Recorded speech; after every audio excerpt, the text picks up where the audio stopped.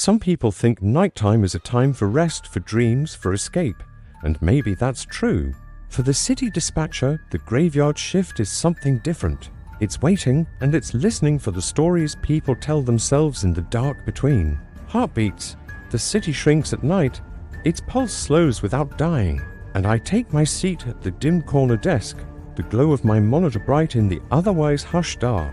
Outside, sodium lights paint colorless shadows across empty sidewalks, while somewhere beyond, a distant ambulance flashes but doesn't hurry. I'm not new to this, you see. Nights have their own rhythm, a cadence you learn by rote. Ring, click, voice, entry, dispatch. It's over and over like this until sunrise. The monotony is a kind of comfort. This hour is about routine, about stacked papers, lukewarm offers coffee, the faint hiss of police radio in the background. Greater than. I know the sound of my own breathing in this room. But boredom here is responsibility. Quiet means nothing's gone horribly wrong. Yet, and on these shifts, I become the city's nerve endings. I feel its bruises, its old wounds. I feel the weight of every cry for help. Now, it sounds dramatic, but imagine this. You spend hours every night as the guardian of stories that no one else hears. You're the bridge between disaster and rescue, panic and calm. One missed detail, one moment's distraction, and something irretrievable might happen. Something irreversible. So, yeah, the silence is never quite as peaceful as it seems. There's company of sorts. You know, the regulars whose oddities fill the emptiness and add color to a black and white. Routine. There's an elderly man on Peach Street who reports phantom cats every Thursday after midnight, always exactly 4 o'clock. A woman from the apartment block nearby who calls about the glowing eye. She sees outside of her window as if the city's feral cats have learned to use flashlights. A kid who prank calls, swearing at me in a new accent each week, determined to make me laugh. Then there are the people for whom the world always seems a little off-kilter. The old woman who reports that her TV speaks back to her in riddles. Or the lone janitor who says he smells roses in subway tunnels after 2 a.m. I've learned to sort these all into categories. Harmless, lonely, possibly in need of a welfare check, or just plain bored, talking to fill the void. But their stories are the background music of my job. Tonight, the air feels strange from the beginning. Maybe it's the way the breeze presses against the window, or how the clock seems to stutter rather than tick. And on nights like this, fatigue presses heavier and every swallowed yawn feels like a secret. The phone sits silent a little too long, and I tap my own notes listening for something nameless. I tell myself it's nothing, and I try to imagine the sunrise. But somewhere just at the edge of my awareness, past the boundaries of routine and comfort, I sense something waiting to be noticed. A knot in the night's tapestry, if you will. Something is about to make tonight stand apart from every other shift I've ever pulled. It's not fear. Well, not yet. It's anticipation. It's sour and electric all the same time, sparking at the tip of my tongue. Tonight, this city is going to call. And when it does, it'll change everything. The first oddity comes in at 1:53 a.m., when the city is wrapped tightly in its own stillness. My first thought when the phone jolts me from my reverie is simple relief. But my monotony is interrupted. I reach for the receiver out of habit, ready for another harmless midnight musing. But the caller's breathing is shallow and syncopated, as if she's trying to count down to something. There's a pause so thin that you could miss it, then the smallest scrape. Perhaps nails on plastic before her voice slides down the line.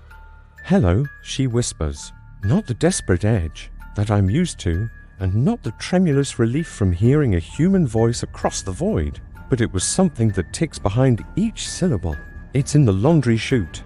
She says it's singing. A metallic edge creeps into her voice, a tremor that doesn't quite match the shape of fear. Not words, but I know it's for me. Have you ever heard anything like that? Have you? The line is filled with humming, low and melodic, just enough to set my teeth on edge. It's not interference. It's coming from her end. My brain runs through the expected.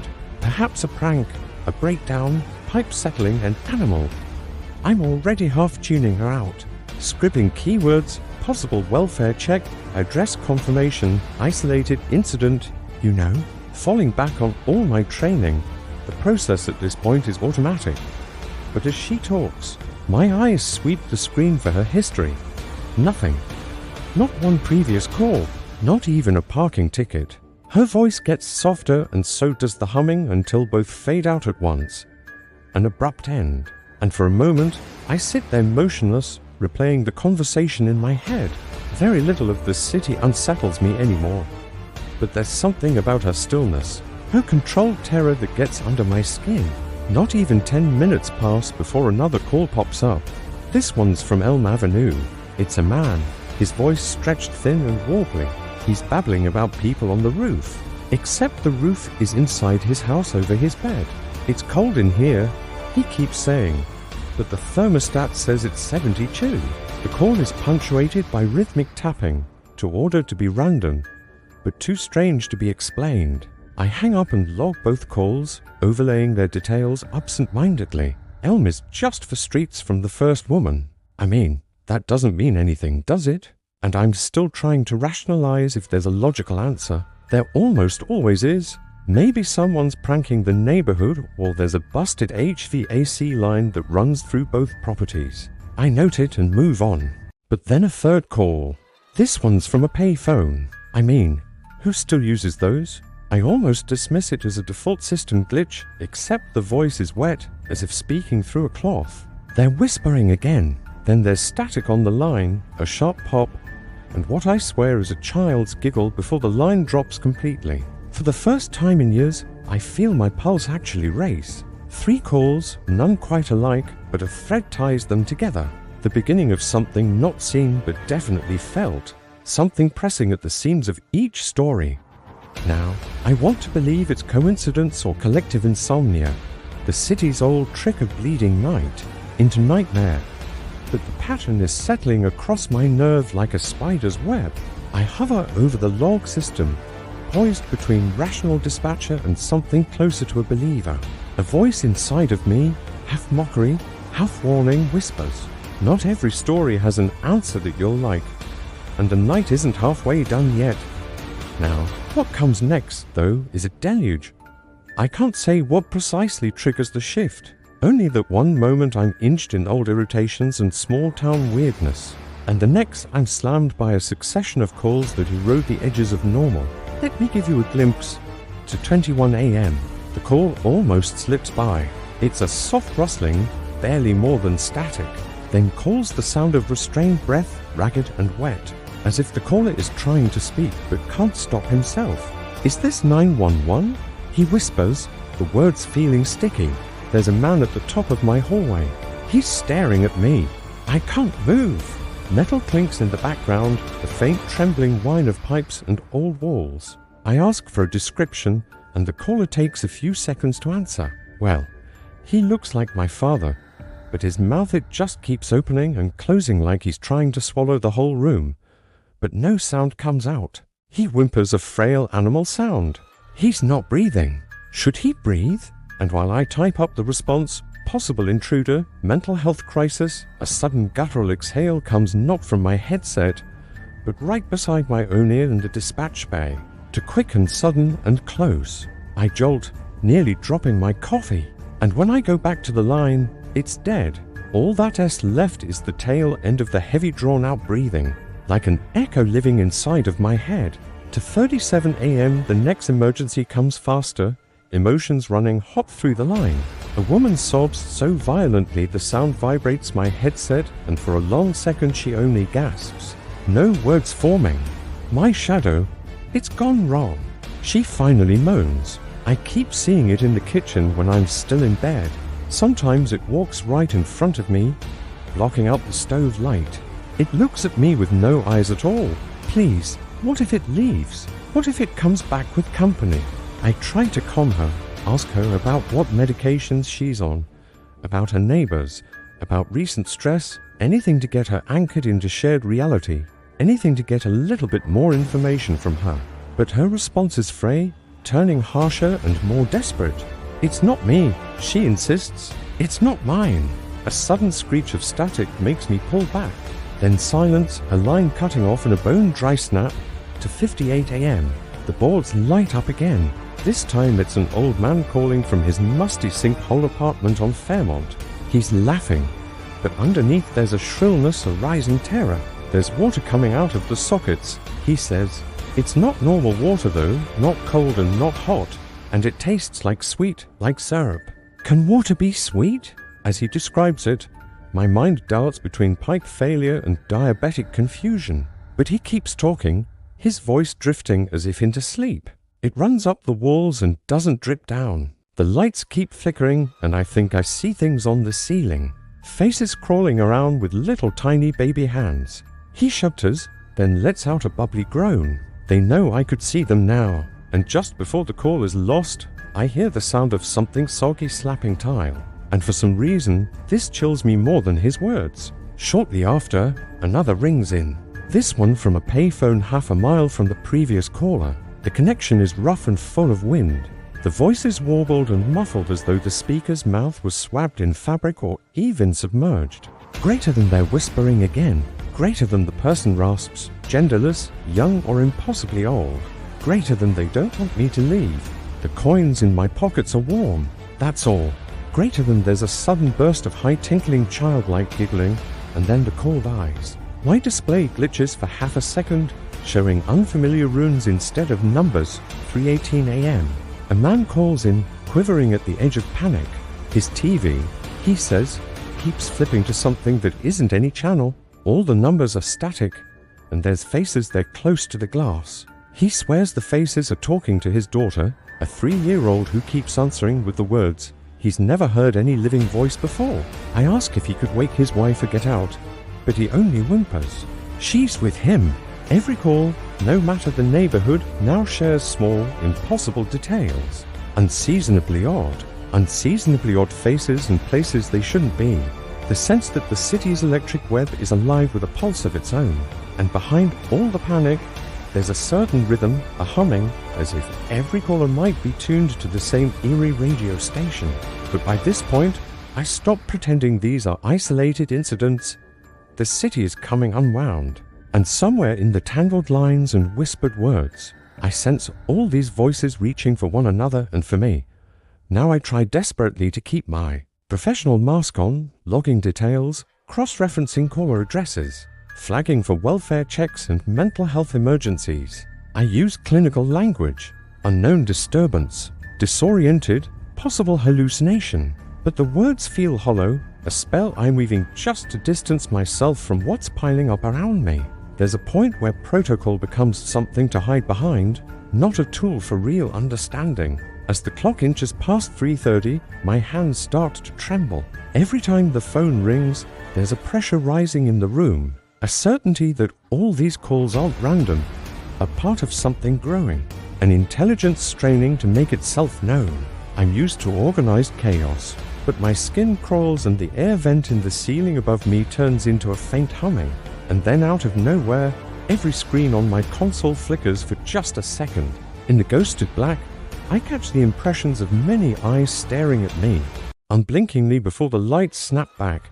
And a heartbeat later, another call comes. It's the breaking point for me. A child's voice, unsteady but weirdly composed.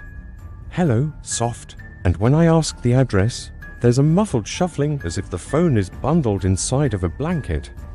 I'm cold. The voice barely says above a whisper, "Can you see me?" A loud knock echoes through the line, then 3 knocks, slow and sure, matching some inner rhythm I know from nightmares but never recall upon waking. I think it's in the hallway now. It looks just like Mommy, but her eyes are closed. Can you hear it breathing? The words wrap up tight around my chest. In the background, I do hear something though, a ragged animal rasp. The call again ends so suddenly that my own breath explodes out in its absence. I start looking at my hands. They're shaking badly now, and the detachment is gone. I feel exposed as if whatever has taken over my shift isn't limited to the callers anymore. My screen, the glass in the office, the warped reflections in the polished desk, all seems suddenly suspect, as if something is growing stronger with every strange report. It feels like hours before another call comes in, yet the clock's red eye tells me it's only minutes, and dawn is still so far away. The silence that fills the small dispatch room after the last call isn't comforting or familiar. It's oppressive. It's almost physical, settling around my shoulders like a sodden blanket. And at 4:58 a.m., there'll be no more calls. Not tonight. I could feel it as if whatever rift opened in the city's collective night mind is closing again, satisfied with what it's let through. I close my eyes for a second. The edges of the monitors flicker as I blink, and I hear only the regular tonal beeps of the unyielding machinery on the wall. The world outside hinting at morning with the pale, dirty glows, seeping through the grime of the window above my desk. I'm exhausted, but sleep feels quite impossible. My pulse ferrets around underneath my skin. The other dispatchers filter in, laughing at an inside joke, punching the coffee machine awake. They nod at me, not quite seeing the pal in my face or the careful, measured way that I move. I want to tell someone about the calls. Really explain them, you know. Make them understand what they felt like. But the words die in my throat. It is as if saying them out loud would make them real in a way I am not prepared to handle. Instead, I stay after my shift ends, combing back over the night's log. I look for patterns, cross-reference names and dates, check for shared last names, for power outages, for police reports of prowlers or break-ins. I look up paranormal events in the neighborhood, mass illusions, lunar anomalies, anything that might wedge some sense between me and the things that I heard. But the paper trail is cold. The calls exist, and well, they kind of don't. I mean, sure, the logs are there. The tapes play, back, but the rationale stops at the edge of the inexplicable. When I get home and collapse into bed, the night replays in fragments. I jolt awake each time I almost slip into a dream, convinced some hand will knock at my door with a slow, certain rhythm. I stare at the thin line of the street light carving up my bedroom wall, imagining voices barely above music humming in through the air vents. I try to share what happens with friends and co-workers later that week, even drop hints on an anonymous dispatchers forum, but my story sounds unmade, a little unhinged, and each person's polite smile or raised eyebrow tells me I'll get no comfort there. One co-worker suggests that it was a fluke, maybe a local group pulling a coordinated prank, but too many details stick, and too much of it felt way too real. It clings to me like a blur I cannot shake. The nights pass, but the city is different now. Perhaps I am, too. It does creep in slowly how much has changed. A week goes by, and then a month, and then the world fails to snap back into its old reassuring shape. That invisible barrier between routine and the unknown feels thinner, almost transparent. Sometimes at 2 or even 3 a.m., I'll look down at an empty street or listen to a caller's story and wonder what is waiting there just past the reach of headlights and logic. I did start signing up for more night shifts, resisting the urge to admit why. There's a tension in me now, half dread and half really interested. Some part wants to hear that humming again, to witness whatever lurks at the city's edges. I notice details others seem to shrug off. You know, a cold draft in a room with sealed windows, a child peering too intently into the shadows behind their own reflection, small patterns and repetitions within the calls themselves. And my world does narrow. I lose touch with some friends. I begin to dwell in the forums and chat rooms for insomniacs, dispatchers, amateur investigators. Hell, I even ask strangers questions about things that don't make sense. And at home, I keep the lights on all the time. And yet, oddly, I'm really not that afraid. Not in the old way of me being afraid when I used to take a strange call. I walk the city at sunrise, breathing in the hush, wondering how much of what we know is invented for the convenience of daylight. I want you to think about that. How much of what we know is invented for the convenience of daylight? You see, my career shifts. I train new dispatchers differently now. I teach them not only the scripts and the buttons, what to say, what not to, but to listen for the tremble behind a caller's voice, to treat even the impossible with a grain of absolute respect. Eventually, I come to embrace the uncertainty of the life. Life is stranger than what we want to admit. And maybe every shadow has its reason. Every impossible story, a grain of truth. Something that broke that night within me, though, a seal between reality and possibility. And I can never quite seal it again, so I will leave you with all of this. If the world began whispering to you through static or even silence, would you listen? How much of our ordinary is just the fragile lie we all agreed to keep? And if you peered into the darkness and it gazed back at you, what would you do, Miss Casme?